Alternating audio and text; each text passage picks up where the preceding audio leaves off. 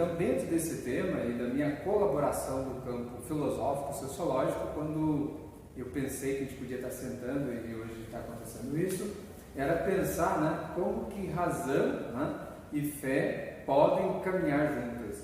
E dentro dessa ideia já começa a discussão, né, que eu acho que é legal isso.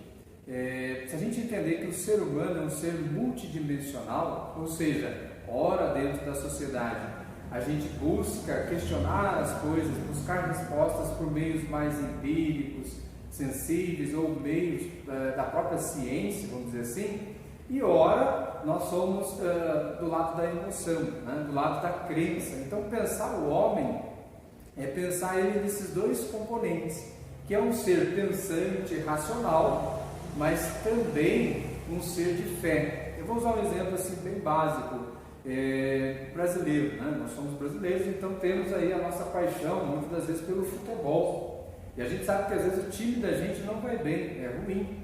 E a gente tem aquela coisa que vem de dentro, né? Ele tem aquela fé, aquela esperança que ele vai ganhar o campeonato, mas às vezes ele está ruim. Isso seria, dentro da filosofia, uma espécie de credibilidade, crença, que dentro da religião a gente percebe a ideia da fé. Fé é aquilo que mesmo eu não vendo, eu acredito. Mas já dentro da filosofia, a gente tem aquela compreensão que a natureza humana ela parte desses dois aspectos. Dessa ideia de ter explicações por meio da razão, né? Por meio de dados científicos, mas também tem coisas que a ciência ela tem seu limite. E aonde ela para, aí me parece que já é um outro campo, aí a religião já entra. Então, é engraçado, né, João? É engraçado, na verdade, é a maneira de expressão, mas é interessante a gente notar o seguinte, dentro do diálogo, né, entre essas duas matérias que são importantes, eu até gostaria aqui de frisar, né, a questão de que a religião ela vai ser abordada nesse nosso debate do ponto de vista teológico, né? Eu preciso basear a religião do ponto de vista teológico para que a gente consiga dialogar de acordo com dados, de acordo com fatos, de acordo com fundamentos, exatamente. Porque a religião, a experiência da religião é uma coisa muito... ela pode ser coletiva, né? Ou ela pode ser do ponto de vista individual, ela pode ser de igual forma abrangente, né? Então, mas não há uma coisa que não se pode negar, João Paulo, que tanto a filosofia quanto a religião, elas estão enraizadas no ser humano, né? desde quando o homem começa, né? a civilização, começa a se entender já com o seu papel nessa terra. Então a filosofia, já remontando a centenas de anos antes de Cristo, assim como, né, os princípios da religião. E aí é interessante também notar que da mesma forma como a filosofia ela tem os seus primórdios, né, no debate, na discussão, no experimento, né, a própria filosofia, assim também a religião, de acordo com alguns manuscritos, né, alguns teólogos bem aprofundados quando se fala de religião, a gente tem um apontamento ali das primeiras manifestações de religião sendo ainda tribais, né? Então são povos nômades, né? Aqui na América do Sul e na América em geral nós temos a religião que nós podemos chamar assim de animista, né? Assim também como em outras religiões, em outros lugares do globo, que era a religião que era devotos, né? Os seres humanos eram devotos a coisas que eram ainda inanimadas, mas eles atribuíam a essas coisas almas, né? Então a gente vê ali a religião animista começando em relação a animais, né? Ao sol, à lua, assim como a gente tem também no Egito, né? Que é assim, um berço de uma efervescência cultural muito grande. E colaborando nessa fala aí do pastor Jean, a gente pode entender que a própria filosofia ela surgiu do mito, né? Dentro das próprias aulas, a gente vê, né, passagem do mito ao logos. O que seria isso? É dentro dessa mitologia, que é o que você falava aí de algumas civilizações antigas, que acreditavam que tudo que acontecia na natureza, como eles não sabiam explicar com tamanha clareza, então jogava para a esfera das divindades.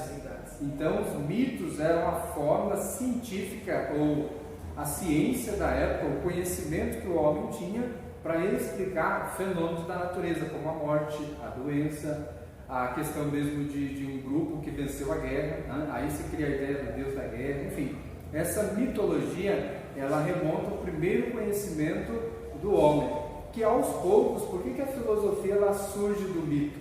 Porque vai chegar um momento que o homem vai questionar até que ponto essa mitologia, que é um misto de fantasia e realidade, dá conta de responder o real ou a realidade. E aí a gente vê que dentro dessa discussão, desse pensamento, a gente vai ver que a filosofia ela vai se pautar mais em questionamentos, em perguntas, da qual eu pergunto e eu busco respostas. E aí é interessante pensar, mas o mito se extinguiu? Deixou de existir? Não. E é quando a gente vai ver que dentro da própria Idade Média, houve ali toda a construção do pensamento cristão, do próprio cristianismo, em que, por exemplo, aqui eu trago dois teólogos e também filósofos, que um que era o Santo Agostinho e o outro Tomás de Aquino. Eles, brilhantemente, enquanto estudiosos do seu período da Idade Média, vão lançar mão de quem? Do estudo da filosofia. Um deles, o Santo Agostinho, vai lançar mão do estudo de Platão. Platão tem a teoria do mundo das ideias. Qual é essa teoria? Dizendo que existe o mundo da perfeição, que ele vai dizer que é o mundo do alto, e o mundo de baixo, que é o mundo das coisas imutáveis e imperfeitas. Isso, Platão. Agostinho se apropria do pensamento dele e na Idade Média articula ao pensamento religioso, fazendo a seguinte questão, né? Aquilo que é o mundo da perfeição, aonde Deus está, o próprio ser Deus, que é um ser perfeito, e aonde as coisas são mutáveis, imperfeitas e são contingentes, é onde está o homem, que é um ser finito, falho, e dentro da religião eles vão dar a ideia e a conotação de um ser errante e, portanto, pecador. Então, é interessante isso, né? Se eu fosse você, eu não deixava barato, não, compartilhava, chamava alguém agora, né? Marque alguém nesse vídeo, porque a gente ainda vai ter algumas perguntas interessantes aqui entre a filosofia e a religião. E agora, tocando nesse ponto, né, João Paulo, a respeito desse teólogo que sistematizou praticamente, eu poderia dizer aqui, de 70% a 80% de todas as doutrinas cristãs, né? Agostinho, que foi um bispo de Hipona, que ele é venerado, né, nas mais diversas religiões, eu digo denominações, começando pela a Igreja Católica, Apostólica Romana, passando depois também pela Reforma Protestante. Agostinho figura entre os mais ilustres teólogos, né, que nós tivemos, né, e como você bem disse, também filósofo que lança a mão de todo um estudo, de todo um aparato filosófico, né, já também sistematizado por outro fenômeno que é Platão. Então é engraçado, desse ponto de vista mais ideológico, agora falando, João, como as pessoas acabam deixando de lado, né, essa junção e essa conversa que tem entre a filosofia e a religião. Agostinho, ele deixa para nós, por exemplo, que somos já vindos da Reforma Protestante, ele deixa um legado importante no seu tratado que é chamado A Cidade de Deus. E até o próprio Eusébio também, ele cita esse tratado, quando Agostinho, ele de uma forma brilhante, ele começa a desvendar, né, como já foi dito aqui claramente pelo nosso professor João Paulo, a respeito dessa conexão, né, dos mundos em si, o mundo superior, o mundo perfeito, né, a atmosfera perfeita de Deus e a finita do homem. Ele sistematizou, ele organizou essa doutrina no seu tratado chamado A Cidade de Deus, onde ele faz claramente ali a divisão entre o corpo místico, né, da Igreja de Cristo. A gente precisa também agora já ir aprofundando e levando a religião, tirando ela do animismo, né, uma religião mais primitiva, né, uma religião que era, como eu disse, era tribal. Então em cada lugar do mundo, em cada ambiente se falava de uma religião, ou se tinha uma mística primitiva. Exatamente. Aos poucos ela vai aprimorando. Exato. Até a gente chegar aos primórdios agora aqui do cristianismo, né, já organizado como religião, Até porque a religião cristã, como nós a conhecemos hoje, ela lança mão exatamente de diversos pensadores, filósofos, né, ocidentais. Né? A gente chama-se ocidentais justamente porque as outras religiões lançam mão mais de filósofos orientais. No caso do Islã, a gente tem Confúcio, né, entre outros filósofos ali.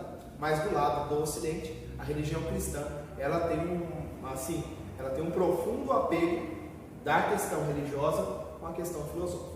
Aí a gente poderia enumerar Platão, né, Sócrates, Aristóteles. Mas aí eu queria te fazer uma pergunta, João. Aí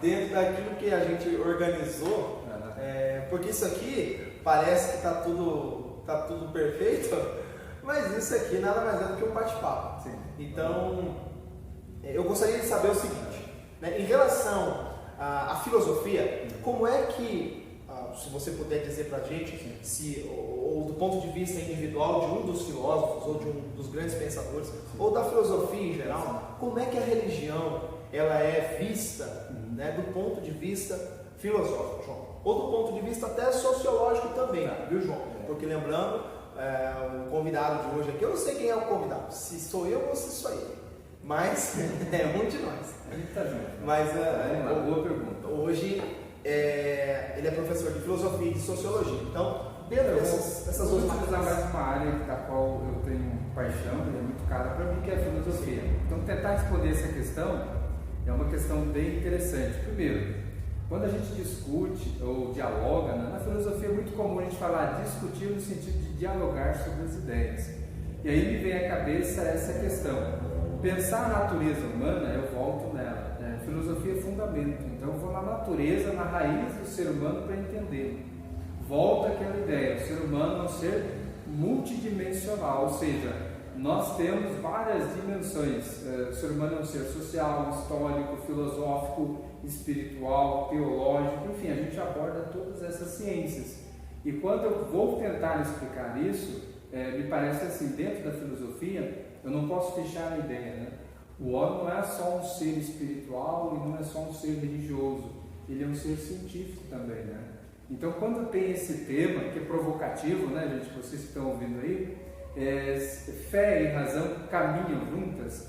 Obviamente que sim, podem, não só pode como caminha. Por quê? Pensar a ideia da fé é algo que é natural nosso, de cada ser humano. Nós somos dotados da fé. Só que a filosofia ela vai fazer um caminho reflexivo e tentar entender isso. De que aspecto? Primeiro, não cabe fechar a ideia no sentido de que é só uma que é melhor ou pior. Não é essa a ideia, não é juízo de valor que estamos fazendo aqui. Mas é interessante pensar que cada uma dessas dimensões, elas ajudam a gente a entender, vamos dizer assim, uma tentativa do homem integral, que é o ser humano, o ser complexo. Então eu posso, em determinado momento da minha vida, buscar respostas em questões da ciência, que é aquilo que explica, comprova, né, determinado objeto ou coisa, ou seja, é responder às causas e os efeitos das coisas. Mas é como eu falava, na filosofia ela é cautelosa, ela jamais vai fechar a ideia de que a única forma de se chegar à verdade é apenas um caminho, né? Ou seja, dizer que é só a ciência, ou chegar e dizer é só a fé, ou é só a religião. Então é interessante esse diálogo aqui, até para entender como um pastor, né, no caso o Jean e eu como professor de filosofia, é a gente saber que podemos caminhar juntos, né? E não é aquela ideia, ou fé ou razão. Pelo contrário, é fé e razão, já que caminham juntos, né? Então não polariza e nem fecha a ideia, porque senão estaria matando a própria filosofia. E a filosofia é a abertura ao diálogo, ao conhecimento de diferentes áreas. Então acho que eu tentei responder, não sei se... Tá acho que ajudou, ótimo, né? Ajudou.